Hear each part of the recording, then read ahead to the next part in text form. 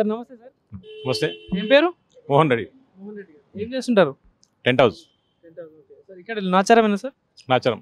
Okay sir. మరి ఇప్పుడు parliament elections వస్తున్నాయి కదా తెలంగాణ అంతటా 17 స్థానాలలో 3 పార్టీలు పోటాపోటీగా ప్రచారానికి సిద్ధమవుతున్నాయి. సో మరి ఇక్కడ మల్కాజ్గిరి నుండి ప్రధానంగా ఇక్కడ గతంలో రేవంత్ రెడ్డి గారు వ్యవహరించారు. సో మరి ఎట్లా ఉంది, మరి అభివృద్ధి ఏమైనా వచ్చిందా ఇక్కడ? రేవంత్ రెడ్డి గారు ప్రశ్నించే గొంతని అప్పుడు పార్టీలకు అతీతంగా అన్ని రాజకీయ పార్టీలు సపోర్ట్ చేసి గెలిపించినాయి. కానీ గెలుపు కానీ తర్వాత మల్కాజ్గిరిలో ఇంతవరకు 5 సంవత్సరాలు అవుతుంది. ఏ రోజు కూడా ఏ గల్లీ తిరగలే, ఏ ఏరియాలే, ఎటువంటి పన్ను తీసుకురాలేదు, ఎటువంటి జీరో. అంటే అభివృద్ధి చేసినాం, గతంలో మల్కాజ్గిరిని అభివృద్ధి చేసినాం, మళ్ళీ మేమే గెలుస్తాం ఇక్కడ మా అంటే కాంగ్రెస్ పార్టీ అభ్యర్థి గెలుస్తా అని చెప్పేసి వాళ్ళు చెప్తున్నారు మరి ప్రచారంలో. సో ఇంతవరకు నిజం అంటారు? అది కాదు, అది వాళ్ళ కళ మాత్రమే, అది కాని పని. సో మరి ఇట్లా ఎవరికి ఛాన్స్ ఉంది మరి ఇక్కడ గెలవడానికి? మరి 100% ఈటెల రాజేందర్ మోడీ. భారతదేశమే కాదు, ప్రపంచ దేశాలు చూస్తున్నాయి మోడీని.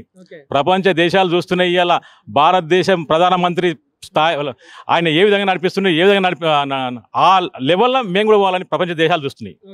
కానీ చూసుకుంటే బీఆర్ఎస్ నుండి కూడా రాగిడి లక్ష్మారెడ్డి గారు కూడా ఉన్నారు. ఎందుకంటే ఇక్కడ ఎమ్మెల్యేలు కూడా చాలా మంది బీఆర్ఎస్ నుండే ఉన్నారు మల్కాజ్గిరి పార్లమెంట్ నుండి. సో వాళ్ళకి ఛాన్స్ ఉండదు మరి సార్ గెలవడానికి? ఆయన కార్పొరేటర్తో సమానం, ఆయన మాకు పోటీ లేదు. సో మరి ఎంత మెజారిటీ రావచ్చు మరి ఈటెల రాజేందర్ గారికి? దాదాపుగా 5 లక్షల మెజారిటీ వస్తుంది. ప్రధానంగా ఏం సమస్యలు కనిపిస్తున్నాయి సార్ మల్కాజ్గిరిలో ఇప్పుడు? ఎందుకంటే గత 5 సంవత్సరాలుగా ఏం జరగలేదని మీరు అంటున్నారు. సమస్యలు ఏం కనిపిస్తున్నాయి? మెయిన్ సమస్యలు ఇప్పుడు మా కాప్రా ఏరియాకి వస్తాకల్లా ఉన్న రోడ్లు బాగాలేవు, డ్రైనేజ్ సిస్టమ్ బాగాలేదు.